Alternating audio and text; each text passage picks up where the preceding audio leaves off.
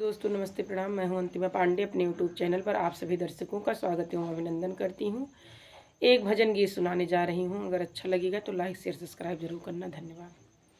कहवा लगाया बड़ी देर होशिया के पिया, कहवा लगाया बड़ी देर होशिया के पिया, सेवरी की दैया तनिको न देर किया, सेवरी की दैया तनिको न देर किया, झूठी बैर तुही खाया होशिया के पिया, झूठी बैर खाया होशिया के पिया, पहला दे की दैया तनिको न देर किया, नरसिंह